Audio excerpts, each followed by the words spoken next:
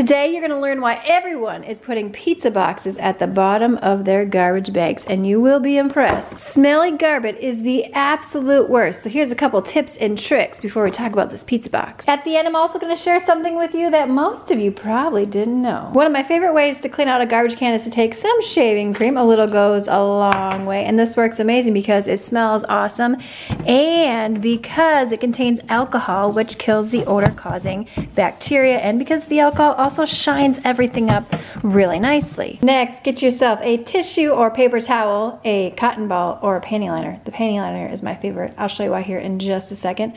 Put a little essential oil on there, or you could do this with pure vanilla extract and drop it in the bottom of your garbage can. Now, I don't typically do all three, but I'm just showing you here for demonstration purposes.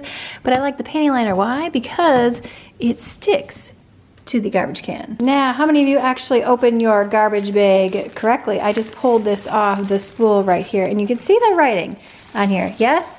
Look at that. What most people do is they will open this up, they will shaky, wrap it around the side and push down in the middle. Thumbs up if you've done that. I did that for many years. No, no, no, my friend, that is not the way you do it.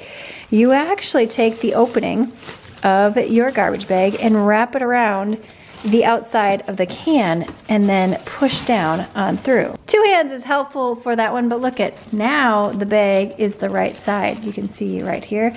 Whereas if I had done it the old-fashioned way, the way that people typically do it, it would be inside out, right? Next, I'd like to take a panty liner or a Dollar Tree steering wheel cover or a Garband and drop it down so that the bag stays in place. You could also take a little binder clip here, depending upon the size of your garbage can, and that is helpful as well. I'm not a fan of the command hooks on the side, especially if you have something like this, because then you get tied, and then the garbage weighs down, and then it gets loose, you know what I'm talking about? We've cleaned the can. We made the can smell amazing. Now we've secured the can. Now I like to take just a little sprinkle of baking soda and drop it down in the bag to eliminate and absorb odors. Now for this baby right here. You know those greasy pizza boxes that you often get if you order Domino's or Pizza Hut or whatever your liking is?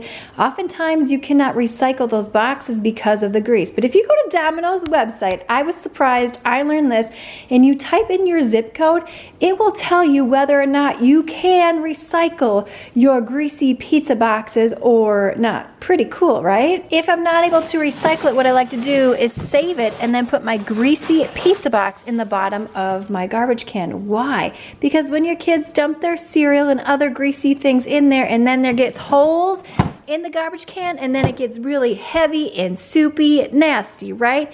This is amazing. You could do this with paper towels, but who wants to waste paper towels doing this when you can recycle something that you can't really recycle because of the grease situation? Yes? Click the video on screen now for some additional cleaning and life hacks. Thumbs up, subscribe, and I will see you, my friend, in the next one.